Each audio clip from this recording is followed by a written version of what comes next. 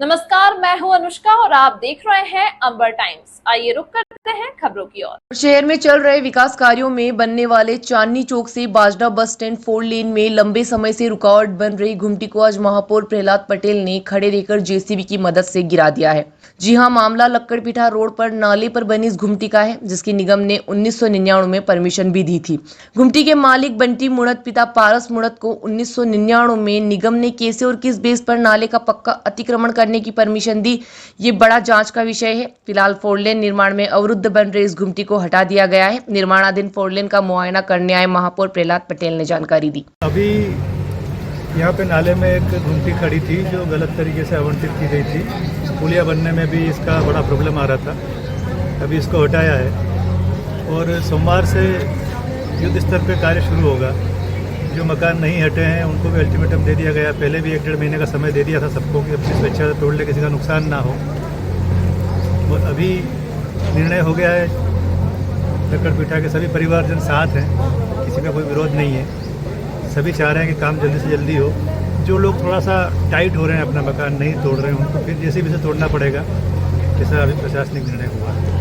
यहाँ पर लोगों ने अपनी नाराजगी व्यक्त की है। नगर निगम से द्वारा बताया जा रहा है कि काम लेट किया है। कोई काम ऐसी कोई नाराजगी नहीं है। काम बीच में देखिए बारिश आ गई, उसके कारण लेट हुआ। दूसरा है जो पाइपलाइन अपनी सिटी की मेन लाइन ऐसा जाती है, इसको अगर डिस्टर्ब करते हैं तो पूरे शहर का कम से कम 15 दिन तक का जल सप्लाई डिस्टर्ब हो जाता है। इसलिए उसकी एक पुलिया की ड्राइंग वापस से चेंज करी है।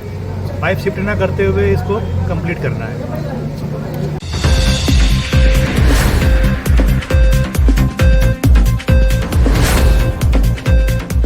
और मामला जावरा के श्यामपुरा का है, जहां पुराने विवाद को लेकर 2 मुस्लिम पक्ष आमने सामने आ गए। देखते ही देखते विवाद इतना बढ़ गया कि दोनों पक्षों में जमकर मारपीट हो गई। इस झगड़े में एक पक्ष के 7 लोग और दूसरे पक्ष के भी कुछ लोगों का घायल होना बताया जा रहा है, तो वहीं उन्हें उपचार के लिए अस्पताल भी पहुंचाया गया।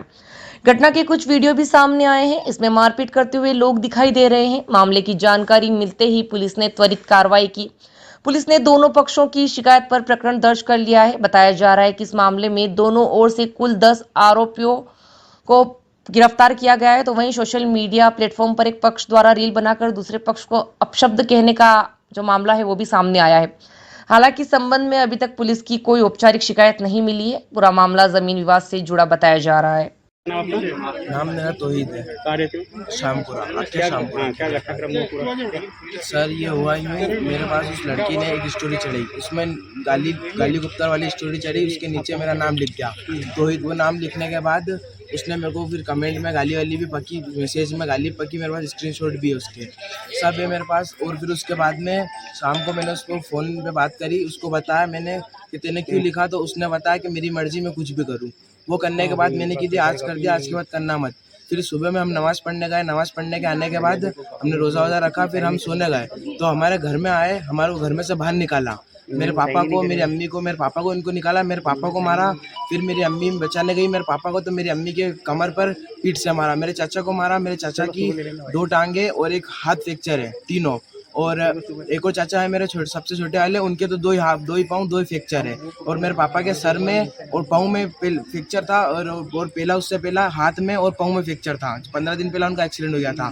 फिर उसके बाद में जो एक लड़का था शाहरुख नाम का था, वो हमारे को बचाने आया, तो उसको भी मारा उसके साथ में, उसके भी 2 ही पाँव फ्रैक्चर कर दिए। इतनी बात है सर। फिर उसके बाद हमने क्या कोई हथियार वगैरह थे उनके पास? जी हथियार थे ना, उनके पास टामी थी और एक लठ था और एक तलवार शरीर का कुछ था, तलवार थी शायद। ये आमीन को भी था। फिर आपका नाम क्या है? मेरा नाम तौहीद है, मेरे भाई का नाम आमीन है, मतलब जो घायल है ना। जी वो लड़का जिसने वीडियो भेजा था वो कौन है? वो आवेश है, उसका अनवर का लड़का। जी कोई विवाद पुराना उससे पुराना विवाद तो कुछ नहीं था। बस 6 बजे घर में सो रहे थे, हम सेली करके सोए थे और ये 6-7 जने आए और हमारे ऊपर हमला कर दिया आते से। हम औरतों को घर में से बाहर निकाल के और ले जाने लगे। और जब आज हमारे आदमी आए हमारे को बचाने के लिए, तो इन्होंने हमारे आदमी को बेदर्दी से मारा, सबको टामी से, लठ से सिर फाड़ दिए, हाथ फिर फ्रैक्चर करके उनके। और हमारे पास में जेवरात थे वो भी छीन के ले गए, और हमारे पास में पैसे थे लाख के वो भी छीन के ले गए हमारे से, और हमारे बच्चों को भी मारा। क्या तालन था आपका झगड़े का? झगड़े का तो कारण कुछ नहीं था। वो इंस्टाग्राम के ऊपर बच्चों की हुई थी शाम को, हमें नहीं पता था। और ये हमारा पुराना विवाद है, मतलब ज़मीन का विवाद है। तो उन्होंने हमारे को धोखे से हमला करा और हमारी जावरा पुलिस में अभी तक सुनवाई नहीं हुई। हमने सुबह से कार्रवाई करी पर अभी तक घर भी पुलिस नहीं गई और यहाँ हमारे पास में भी पुलिस नहीं आई है अभी तक भी। और हमारे घर पे हमारे बच्चे अकेले हैं, बच्ची है कि हमारी 3 बच्ची है कि खाली सिर्फ एक ही लेडीज है हमारी। और हमारा घर कुएं पे है और हमें बेदर्दी पने से मारा है।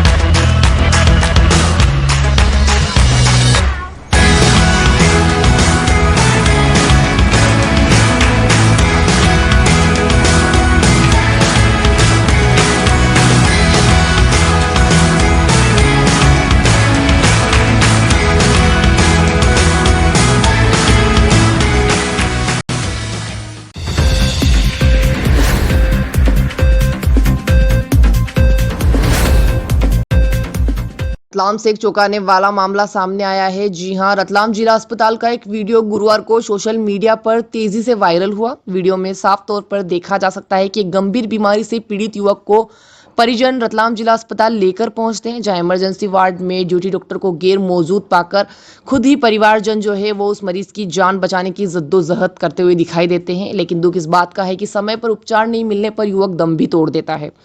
रतलाम जिला अस्पताल की इस बीमार सिस्टम का वीडियो वायरल होने के बाद जिम्मेदार नींद से जागे और दौड़े दौड़े अस्पताल भी पहुंचे। इसके बाद युवक की मौत पर उन्होंने पर्दा डालने की काफी कोशिश की और मीडिया ऑफिस तक पहुंचाने की कोशिश में भी एक कहानी में जुड़ गए वो लोग। वायरल वीडियो में यह साफ दिखाई दे रहा है कि अस्पताल के डॉक्टर कक्ष में उस समय कोई डॉक्टर मौजूद नहीं था। इससे अस्पताल की व्यवस्था पर एक बार फिर से गंभीर सवाल खड़े होना जायज है। बीमार सिस्टम गुरुवार दोपहर 2 युवकों की जान नहीं बचा सका। बता दें कि जहर खाने वाले मरीज महेश, जिसकी उम्र 30 साल, पिता नाथूलाल निवासी ग्राम बावड़ी खेड़ा को परिजन दोपहर में उपचार के लिए लेकर आए। इस समय मुकेश पिता सुनगला भाबर को भी बीमारी के कारण जिला अस्पताल लाया गया। इस दौरान इमरजेंसी ड्यूटी पर 2 डॉक्टर मौजूद थे। इमरजेंसी ड्यूटी से दोनों डॉक्टर सौरभ बाफना और डॉक्टर सृष्टि दुबे अपना कक्ष छोड़कर गैर हाजिर थे। मुकेश जब इमरजेंसी वार्ड के बाहर तड़प रहा था तब परिजन इधर उधर दौड़कर डॉक्टर की तलाश कर रहे थे। पूरे मामले का वीडियो तब वायरल हुआ जब आनंद फानंद में जिम्मेदार अस्पताल पहुंचे। इसके बाद मीटिंग में कहानी बनाकर मीडिया ऑफिस में प्रेस रिलीज जारी करवाई, जिससे दोनों डॉक्टर को जहर खाने वाले मरीज महेश की जान बचा रहे थे। सवाल अहम यह है कि क्या दोनों डॉक्टर ने इमरजेंसी वार्ड के बाहर किसी जिम्मेदार को तैनात किया था? अगर कोई दूसरा मरीज इमरजेंसी में आए तो उन्हें तुरंत सूचना दी जा सके या नहीं? डॉक्टर को बुलाओ, अंदर से डॉक्टर को। डॉक्टर कोई भी नहीं है यहाँ पे।